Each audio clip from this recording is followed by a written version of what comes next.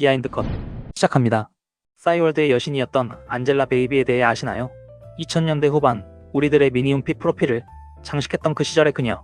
마치 인형이 살아 움직이는 것 같았던 이 비주얼에 우리는 홍콩 얼짱이라 부르며 열광했었죠. 하지만 화려한 꽃길 뒤에는 늘 성형으로 인생 대박난 여자라는 꼬리표가 따라다녔습니다. 최근 그녀의 근황은 어떻게 지내고 있을까요? 안젤라 베이비, 본명 양잉. 1989년 상하이에서 독일계 혼혈인 아버지와 중국인 어머니 사이에서 태어났습니다. 안젤라 베이비의 아버지는 상하이에서 큰 규모의 의류 사업을 했는데요.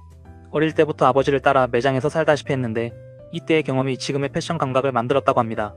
6살 때부터 아버지가 파는 옷을 직접 골라 입고 매장 앞에 서 있었는데 손님들이 이 꼬마가 입은 옷 주세요 라고 할 정도로 인기가 많았다고 합니다. 13살에 홍콩으로 건너간 그녀는 14살이라는 어린 나이에 모델계에 팔을 들여놓죠. 홍콩에서 모델 활동을 시작하려니 안젤라라는 이름은 너무 흔했습니다. 그래서 자신의 별명인 베이비를 붙여 안젤라 베이비라는 독특한 이름을 만들었는데 당시 소속사에서는 이름이 너무 길고 유치하다며 반대했다고 합니다. 하지만 그녀가 고집을 부려 밀고 나갔고 결국 아시아에서 가장 유명한 예명이 되었습니다. 집안이 유복한 편이었음에도 불구하고 그녀는 14살 때부터 스스로 돈을 벌고 싶어 했습니다. 처음 모델 일을 시작했을 때 받은 출연료가 600 홍콩달러 정도였다고 하는데요. 어린 나이에 학교 수업이 끝나면 교복을 입고 오디션장으로 달려갔고 메이크업 박스를 직접 들고 버스를 타고 다녔습니다.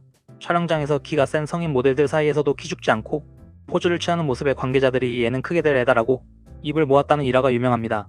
인기가 높아질수록 과거 사진은 독이 되어 돌아왔습니다.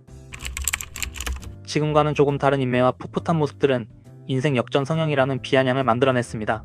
대중들은 코, 눈, 턱 끝까지 전체적인 페이스 오프를 했다고 확신했고 당시 성형 스타일이 강남 성형 스타일과 비슷해서 한국에서 성형한 것이 아니냐는 의혹을 받기도 했습니다.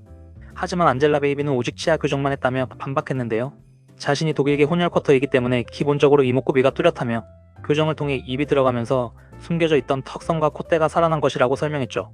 악플에 참다 못한 안젤라 베이비는 2015년경 직접 병원을 방문해 엑스레이 촬영, CT 검사를 받은 것을 공개했습니다.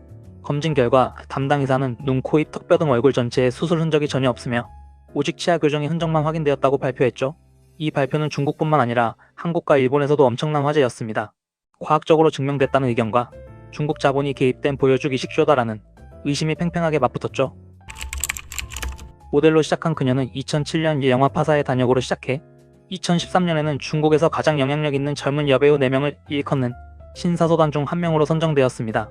2016년에는 인생작인 모진 더 로스트 레전드로 중국의 오스카라 불리는 백화장에서 여우조연상을 수상하며 외모뿐만 아니라 연기력으로도 정점을 찍었습니다. 그녀를 더욱 유명하게 만든 방송이 있었는데요. 중국판 런닝맨인 달려라 형제의 고정 멤버로 10년 가까이 활약하며 대륙의 남녀노소 모두가 사랑하는 국민 스타가 되었습니다. 그녀의 결혼 또한 엄청난 화제가 되었는데요. 12살 연상의 톱배우이자 자산가인 황효명과 6년 열애 끝에 2015년 결혼했습니다. 그녀의 결혼식은 360억 원을 쏟아부은 세기의 웨딩으로 불렸는데 5캐럿짜리 18억 상당의 다이아 반지와 2,000명의 하객 전원에게 최신형 스마트폰을 답례품으로 돌리는 통 큰 면모를 보여주기도 했습니다. 그리고 두 사람의 사이에는 아들 한 명이 있으며 2017년 홍콩에서 태어났습니다. 영원할 것 같던 이 동화 같은 결혼 생활은 7년 만에 마침표를 찍었습니다. 2022년 1월 두 사람은 SNS를 통해 과거의 모든 것에 감사하며 미래에도 여전히 가족일 것이라는 짧고 깔끔한 문구로 이혼을 발표했습니다. 이혼 후 안젤라 베이비의 삶은 순탄치만은 않았습니다. 2023년 말 안젤라 베이비가 파리에서 블랙핑크 리사가 출연한 크레이지 호스쇼를 관람했다는 목격담이 퍼졌습니다. 크레이지 호스쇼는 프랑스 파리에 위치한 캬바레로 파리에서도 가장 수위가 높은 쇼를 하기로 유명하다고 합니다.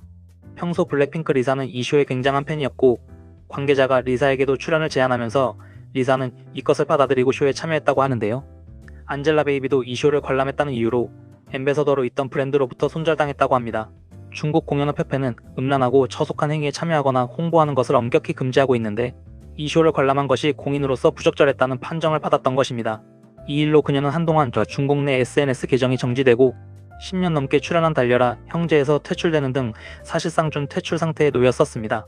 2026년 현재는 제재가 풀려 복귀 중이지만 예전의 위상은 회복하지 못한 상태라고 합니다.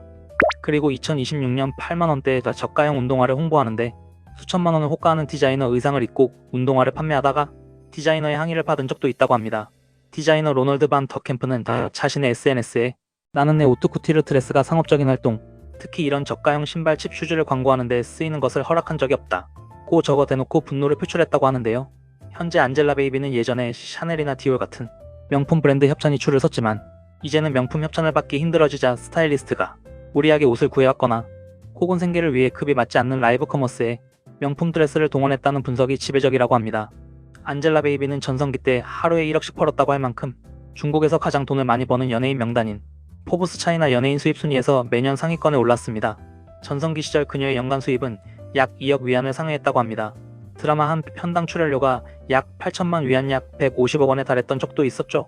비록 연기력 논란은 있었지만 광고주들에게는 최고의 완판녀였기 때문에 몸값은 천정부지로 쏟았습니다. 재테크 실력도 대단해서 알짜배기 부동산을 많이 보유하고 있다고 하는데요. 홍콩에서 가장 비싼 동네 중 하나인 웨스트 콜롱 지역에 수백억 원대의 아파트를 여러 채 보유하고 있습니다. 그중 한 채는 매입가만 약 200억 원이 넘는 것으로 알려져 있죠. 황여명과 결혼생활 당시 거주했던 상하이의 집은 동방명주가 한눈에 보이는 최고의 조망을 자랑하며 시세가 약 1억 위안 약 190억 원 이상입니다. 그녀는 단순히 출연료만 모은 게 아니라 직접 투자회사를 설립해 자산을 굴렸습니다. 자신의 영문 이니셜을 딴 AB 캐피털을 설립해 여성들의 라이프 스타일과 관련된 스타트업에 선제적으로 투자에 큰 수익을 거뒀습니다. 그래서 그녀가 라이브 커머스를 하거나 활동이 주춤하다고 해서 경제적인 위기를 겪는 상황은 결코 아닙니다. 현지 매체들은 그녀의 개인 자산이 최소 10억 위안 약 1,900억 원에서 2,000억 원 사이일 것으로 추정하고 있습니다. 라이브 커머스 진출 역시 돈이 없어서라기보다 중국 내 방송, 규제로 막힌 활로를 뚫고 자신의 영향력을 유지하기 위한 비즈니스적 선택에 가깝다고 하네요. 커리어의 위기니 인기의 하락이니 말들이 많지만 사실 우리가 그녀를 걱정할 필요는 전혀 없을 것 같습니다. 이미 수천억 대의 자산가이자 홍콩과 상하이의 노른자의 땅을 소유한 부동산 재벌이니까요. 비록 대중의 관심에서는 조금 멀어졌을지 몰라도 그녀의 통장 잔고는 여전히 리지 시절 그대로인 것 같네요. 제 영상이 마음에 드셨다면 구독과 좋아요 부탁드려요.